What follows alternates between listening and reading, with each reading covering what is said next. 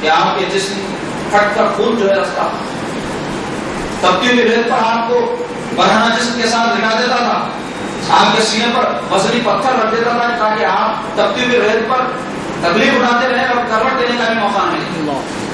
حضرت ابوبکر صدیق رضی اللہ عنہ جو کافی دولت مند تھے، اسلام لانے سے قبل آپ نے جب حضرت بلال کے ساتھ یہ سختیاں دیکھی تو امیہ بن خلف سے جو ہے خرید کر حضرت بلال کو جو ہے آزاد کر دیا۔ جب سرکار کی خدمت میں پہنچے تو سرکار نے کہا کہ ابوبکر بلال کو خریدنے میں مجھے کیوں شریک نہیں کر لیا؟ کہا کہ سرکار میں نے جیسے ہی خریدا تھا میں نے ان کو جو ہے آزاد کر دیا، اب بلال بھی آپ کے در کا غلام ہے، ابوبکر بھی آپ کے در کا غلام ہے۔ اسی طرح حضرت صہیب رومی ان کو بھی جو ہے آپ بھی ایک کافر کے یہاں ملازم تھے، ستایا گیا۔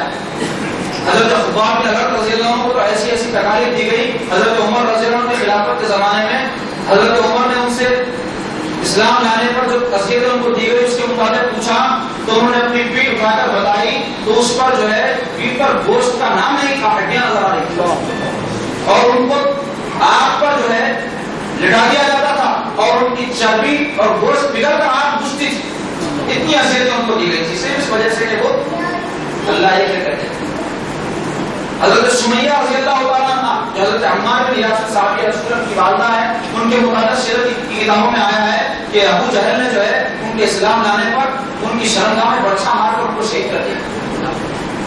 حضرت روینہ رضی اللہ تعالیٰ عنہ یہ بھی باندھی تھی حضرت عمر کی گھر کی، ان کو بھی جو ہے اسلام لانے پر طرح طرح کی اذیتیں دی گئی، لیکن ان لوگوں کا استقلال اور استقامت کا یہ عالم تھا کہ یہ ساری اذیتیں برداشت کرتے، لیکن احد حق کے نعرے لگائے جاتے تھے اور کہے جاتے تھے زمانے حال سے کہ جو جان مانگو تو جان دیں گے، جو مال مانگو تو مال دیں گے، مگر یہ ہم سے کمی نہ ہوگا، نبی کا جار جلا دیں گے۔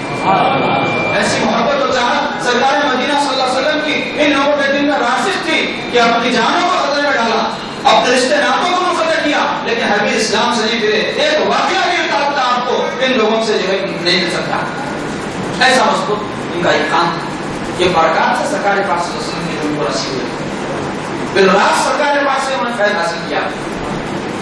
پہاڑ اپنی جگہ سے ہٹ جائے، ندیاں اپنا راستہ بدل دے، کائنات بہتر بہتر ہو جائے، لیکن دنیا نے دیکھا یہ وہی صحابہ کرام تھے جو سرکار پر ایمان لائے تھے، لیکن کبھی پھر مرنے تک اپنے اسلام سے ایمان سے ہٹے نہیں، جانوں کو قربان کر دی۔ اپنے عظیم عزیز رشتے دار جب مخالف آئے تو ان کی گردن اڑائی۔ ایسی حیثیتیں انہوں نے سرکار پاک کی محبت میں اسلام کی سربلندی کے لیے برداشت کی۔ حضرت ابوبکر صدیق معزز سمجھے جاتے تھے، عام اور معاملے آپ نے نہیں کیا کہ کوئی بھی آپ پر حاوی ہو جائے، لیکن اسلام لانے کے پر آپ کو بھی تکالیف دی گئی، ستایا گیا، مار پیٹ کی گئی، زد و کوب کیا گیا۔ ایک مرتبہ میرے آقا علیہ السلام کعبے میں نماز پڑھ رہے تھے، کفار جو سرکار پر ٹوٹ پڑے، حضرت ابوبکر بیچ میں آئے تو ان کو بھی زد و کوب کیا گیا، بے ہوش ہو گئے۔ جب ہوش میں آئے تو سب سے پہلا جو کلمہ آپ کی زبان پر تھا وہ یہ کہ میرے آقا محمد عربی صلی اللہ علیہ وسلم کیسے ہیں؟ آپ کی ماں نے کہا کہ آپ کے ساتھ اتنا معاملہ جو ہے ان کی محبت کی وجہ سے اور ان پر ایمان لانے کی وجہ سے کیا گیا، اور آپ ایسے حال میں کیوں تو سوچ رہے تو کہا مجھے کوئی میرے آقا کی خبر لا کر۔ ماحول کچھ ایسا تھا کہ کوئی سرکار کے پاس جا نہیں سکتا تھا، تو آپ کی والدہ رات کے وقت جا کر حضرت عمر کی بہن فاطمہ بنت خطاب رضی اللہ عنہا سے پوچھتی ہے کہ جو ہے سرکار کس حال میں ہے، تو سرکار نے چونکہ اسلام کو مغفر کرنے کا حکم دیا اور وہ کہتی ہیں کون محمد عربی صلی اللہ علیہ وسلم، تو جب کہتی ہیں کہ میں ابو بکر کے پاس سے آئی ہوں اور وہ جو ہے سرکار کے بارے میں بے چین ہے، ملنا چاہتے ہیں، تو انہوں نے کہا کہ ٹھیک ہے تو رات کے وقت میں جب سو جائیں ان کو لے کر آؤ، تو سرکار سے جو ہے ان کو پلا دوں گی۔ تو وہ رات کے وقت میں سرکار کے پاس پہنچے تو حضور صلی اللہ علیہ وسلم ان کو اپنے سینے سے لگایا اور سرکار اور حضرت ابو بکر رونے لگے۔ تو اس طرح کے ایسے تو انہوں نے برداشت کی تھی، اور بہت سارے واقعات ہیں، سیرت کی کتابیں، حدیث کی کتابیں اس سے بھری پڑی ہیں۔ اس لیے واقعات جمع کیے گئے تاکہ آگے آنے والے لوگوں کو اس بات کا پتہ چلے کہ یہ اسلام ایسے ہی ہم تک نہیں پہنچا، ایسی مقدس ترین ہستیاں تھیں جنہوں نے ہر طرح کی قربانی اسلام کے لیے دی ہے، تبھی تو آج اسلام کی یہ شان و شوکت اور عظمت۔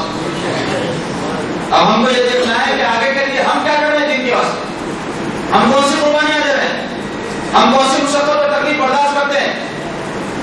ارے جس دین کے ہم نام لیوا ہے الحمدللہ اس کے 1 ارب سے زیادہ ماننے والے ہیں، اور کون سا بات نہیں ہم مان رہے ہیں؟ یہ مقدس ہستیاں اس دین کے ماننے والے تھے کہ جس وقت ان کی تعداد کے علاوہ کوئی اس دین کا ماننے والا نہیں تھا، 30-35 کی تعداد، لیکن شمع پر جیسے پروانے فدا ہوتے ہیں ویسے آقا علیہ الصلوۃ والسلام پر ایک فدا ہونے کے بہانے ڈھونڈا کرتے تھے۔ کیسا ایمان کا جذبہ ان کے سینوں میں موجود تھا کہ اس کی حرارت نے ساری دنیا میں آج 1 ارب کی تعداد پیدا کر دی ہے۔ کیسے مخلص تھے، کیسا جو ہے قربانیوں کا جذبہ ان کے دلوں میں تھا، اس کا شیر ہم کو آج نصیب ہو جائے تو ایک انقلاب جو ہے دنیا میں برپا کر سکتے ہیں، لیکن اسلام کی خدمت کے لیے کوئی جذبہ ہی نہیں۔ ہماری مادی جو ہے اشیاء کی فکر سے ہم کو فرصت نہیں ہوتی کہ دین کے لیے ہم کچھ سوچ سکیں۔ کیا کبھی ہم تنہائی میں غور کرتے ہیں کہ دین کے لیے ہم کو کچھ کرنا چاہیے؟ دوستوں، یہ ہمارے نماز پڑھنا، ہمارا روزہ رکھنا، زکات دینا، حج کو جانا، یہ سب کا تعلق ہماری اپنی ذات سے ہے۔ اگر اس پر عمل کرتے ہیں تو اس سے دین کو کچھ فائدہ نہیں ہے، عمل کرنے والے کو فائدہ ہے۔ دین کے غلبے کے لیے، دین کی تبلیغ کے لیے، دین کی اشاعت کے لیے، تعلیمات اسلام کی تشہیر کے لیے ہم میں ہر فرد کیا کر رہا ہے، اپنا محاسبہ کرنے کی ضرورت ہے۔ آج الحمدللہ ہم یہ وعظ و نصیحت کی مجلس منعقد کیے، یہ بہت مبارک مجلس میں مانتا ہوں، لیکن جس پائے کا کام یا جس درجے کا کام آج تبلیغ کے لیے اور اصلاح کے لیے ہونا چاہیے، اہل سنت والجماعت میں بہت کم جو ہے معاملہ ایسا ہے کہ اس پر کام کیا جا رہا ہے۔ دیگر جو ہے لوگ کر رہے ہیں، لیکن عقیدے کی خرابی کے ساتھ معاملہ ہو رہا ہے، اس لیے ہم اس جو ہے دائرے کی مخالفت کرتے ہیں، کیونکہ عقیدہ ہی بنیاد ہے۔ عقیدہ سب سے اہم چیز ہے، وہ ایک بنیاد کی حیثیت رکھتا ہے، اس پر عمل کی عمارت کھڑی ہوتی ہے۔ اگر عقیدہ درست نہ ہو تو پھر کتنی عمارت بلند کیوں نہ ہو جائے، وہ ڈھل جاتی ہے۔ تو ضرورت اس بات کی ہے کہ اہل سنت والجماعت جن کا عقیدہ بالکل سلف صالحین کا عقیدہ ہے، ان کو اپنے اس عقیدے کی جو ہے اشاعت اور تشہیر کے لیے کھڑے ہونے کی ضرورت ہے، توجہ کرنے کی ضرورت ہے، جستجو کرنے کی ضرورت ہے۔ اس کے واسطے ہم کو دیکھنا چاہیے کہ ہم دامے درہمے سکھنے کیا کچھ کر سکتے ہیں، کیونکہ ہر ایک انسان کو تمام صلاحیتوں کا حامل نہیں ہوتا۔ ہر ایک شخص جس کے دل میں اسلام کی خدمت کا جذبہ ہو، ضروری نہیں ہے کہ دولت مند ہو، ضروری نہیں ہے کہ اہل علم ہو، ضروری نہیں ہے کہ اس کے اندر مبلغانہ صلاحیتیں ہو، لیکن اگر جذبہ ہے تو وہ اس کام کو آگے بڑھانے کے لیے کچھ تو کر سکتا ہے۔ ایک جب گاڑی آپ دیکھتے ہیں تو اس کے اندر جو ہے مختلف قسم کے اجزاء ہوتے ہیں، ایکسیلیٹر ہوتا ہے، کلچ ہوتا ہے، بریک ہوتا ہے، اور پھر اس کے اندرونی جو ہے اجزاء ہوتے ہیں، اس کو سائلنسر لگا رہتا ہے تاکہ آواز نہ آئے، ٹائر ہوتے ہیں جس کے اوپر وہ گاڑی دوڑتی ہے، اور اسی طرح پسٹنگ ہوتا ہے جو گاڑی کا دل سمجھ لو آپ۔ تو اس طرح کئی چیزیں مل کر ایک گاڑی بنتی ہے جو آگے بڑھتی ہے۔ تو ایسے ہی تبلیغ کے مشن میں، اشاعت دین کے مشن میں، تشہیر تعلیمات اسلام کے مشن میں ہر انسان کا ایک رول ہوتا ہے، اس کا ایک حصہ ہوتا ہے۔ اگر کوئی چاہے کہ میں پوری گاڑی کی گاڑی بن جاؤں تو یہ ممکن نہیں ہے، لیکن گاڑی کا ایک حصہ تو بن سکتا ہے، وہ بھی بڑا نہیں ہوتا ہے کہ اگر وہ حصہ کم ہو جائے تو گاڑی آگے نہیں بڑھتی۔ تو ہم دیکھیں کہ ہم جو ہے اسلام کے لیے اپنا کیا رول پلے کر رہے ہیں، اپنا کیا کردار ادا کر رہے ہیں، کیا اس کی فکر ہم کو ہے؟ ان مقدس ہستیوں نے جو قربانیاں دی ہے یہ ہمارے پیش نظر ہے؟ کیوں ان کو یہ ساری مصیبت اٹھانے کی ضرورت تھی؟ کیوں ان کو یہ تکلیف برداشت کرنے کی ضرورت تھی؟ آگے چل کے تو واقعات آپ کے سامنے آئیں گے کہ جہاد کی نوبت آئی، جان قربان کی گئی، مال قربان کیا گیا، اہل و عیال سے تک مقابلے کی نوبت آ گئی، سب کو چھوڑ کر مدینہ چلے گئے، ہجرت کی، وہاں پر اپنے رشتے دار آئے تو ان سے مقابلہ کر کے ان کو قتل کیا۔ کیا ضرورت تھی؟ نماز کا حکم آ گیا تھا، نماز پڑھ لیتے، روزے کا حکم آ گیا تھا، روزہ رکھ لیتے، سرکار پاس سے سچی محبت تھی، آخر کو تاکتے ہوئے ساری زندگی گزار دیتے۔ میدانوں میں گئے، سقطیں اٹھائی، ایسے مقام پر پہنچے جہاں انسان اس وقت تک پہنچے نہیں تھے۔ یہ سارا معاملہ کیوں؟ اپنے رب کی خوشنودی کے لیے، اس پیغام کو جو آقا لے کر آئے تھے گھر گھر پہنچانے کے لیے۔ ایسے مقام تک صحابہ پہنچے ہیں کہ عقل حیران ہو جاتی ہے کہ اس زمانے میں جو محدود ذرائع تھے ویسے حالات میں انہوں نے یہ کام کیسے کیا۔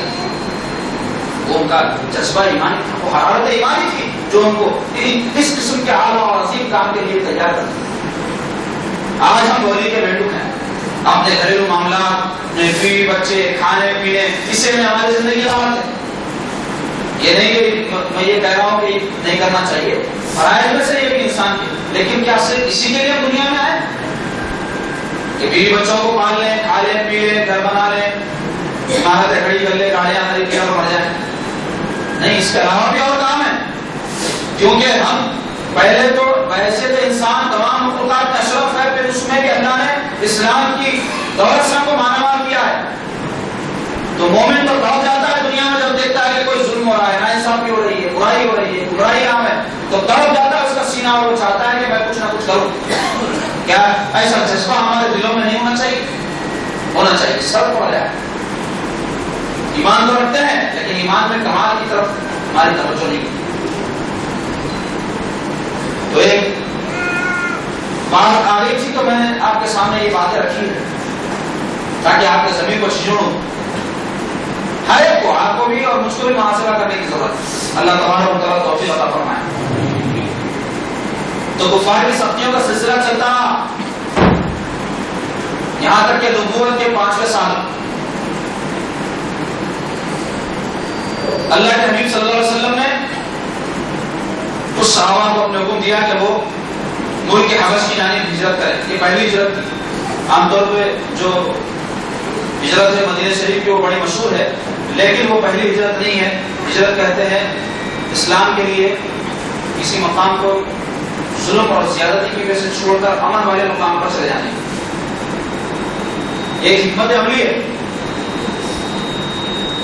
اور یہ بڑی عظیم حکمت عملی ہے. انسان کی زندگی کے تمام